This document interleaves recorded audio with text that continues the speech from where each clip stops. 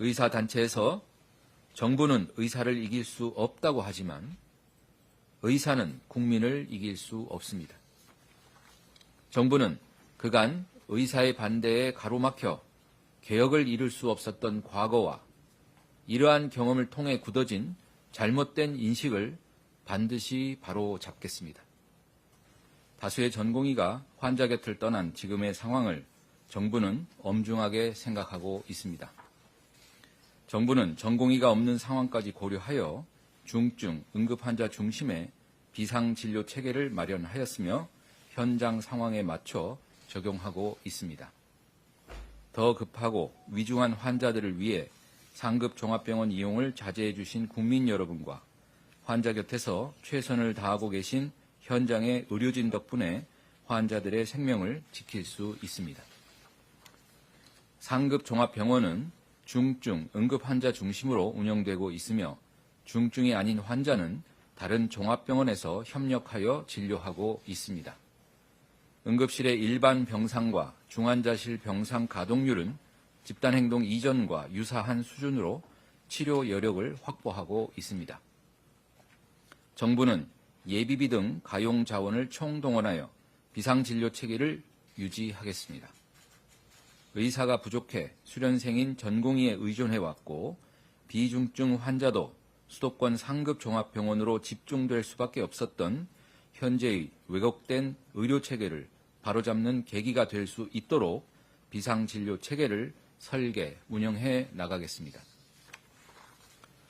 3월 4일 20시 기준 주요 100개 수련병원에 대한 점검 결과를 말씀드리겠습니다.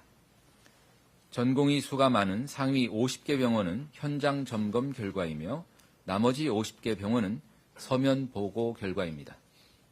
신규 인턴을 제외한 레지던트 1 내지 4년차 9,970명 점검 결과 근무지 이탈자는 90% 수준인 8,983명입니다. 남은 50개 병원에 대해서도 추가적인 현장 점검을 실시하고 업무 개시 명령 위반이 확인되는 대로 정부는 면허정지 절차를 집행할 예정입니다. 이에 따라 금일부터 행정처분 사전 통지서를 발송할 예정입니다. 국민의 생명과 건강을 지키는 것은 의사의 직업적, 윤리적 책무이자 의료법에 따라 의사에게 부여된 의무입니다. 의사가 아닌 일반 회사에서도 사직하기 전 회사와 미리 상의하고 인수인계 과정을 거쳐 업무에 공백이 생기지 않도록 하고 있습니다. 사회 구성원으로서 조직의 일원으로서 당연한 상식입니다. 의사는 일반 직업인보다 더 많은 권한을 부여받은 만큼 더 많은 책무도 있습니다. 그럼에도 전공의들은 아무런 대책 없이 환자의 곁을 떠났습니다. 심지어 응급실, 중환자실도 비웠습니다. 응급실, 중환자실 등은 공중의 생명과 신체의 안전에 위해가 생기지 않도록 필수적으로 진료가 유지되어야 합니다. 직업적, 윤리적 책임을 망각하고 법적 의무조차 지키지 않은 무책임한 행위는 용납할 수 없습니다. 헌법이 부여한 국가 제1의 책무는 국민의 생명과 안전을 보호하는 것입니다. 정부는 국민의 생명과 건강을 위협하는 일이 반복되지 않도록 법과 원칙에 따라 대응하겠습니다. 의대생 동맹 휴학도 교육부를 중심으로 계속 관리하고 있습니다. 3월 4일 기준 의대생 휴학 신청은 전체 의대 재학생 수의 28.7%인 5,401명으로 현재까지 동맹 휴학에 대한 허가는 한 건도 없음을 말씀드립니다. 다음으로 2025학년도 의과대학 정원 신청 결과를 말씀드리겠습니다. 교육부에서 2월 22일부터 3월 4일까지 2025학년도 의과대학 정원 신청을 받은 결과 총 40개 대학에서 3,401명의 증원을 신청하였습니다.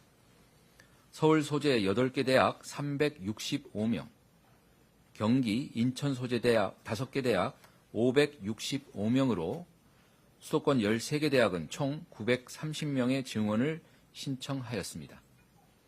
그 외 비수도권 27개 대학은 2,471명의 증원을 신청하였습니다.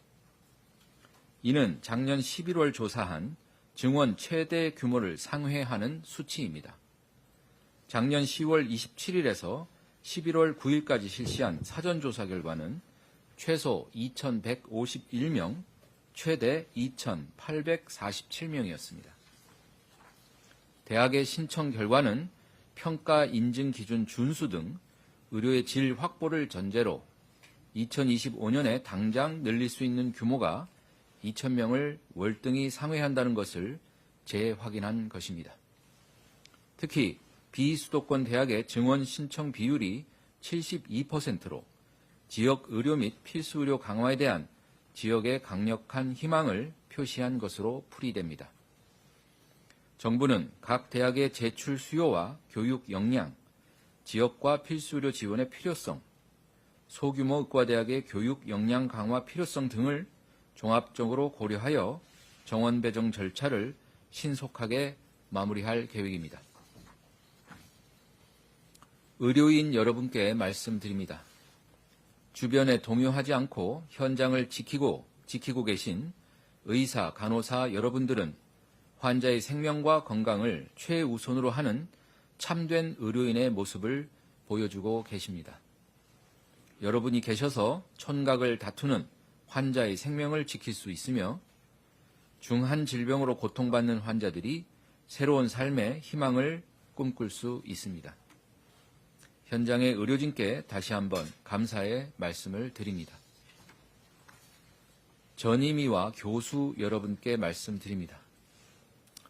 여러분이 지켜야 할 가장 귀중한 가치는 바로 환자의 생명임을 기억해 주시기 바랍니다. 여러분은 사람의 생명을 살리는 의사이기 때문에 국민의 신뢰와 존경을 받는 것입니다.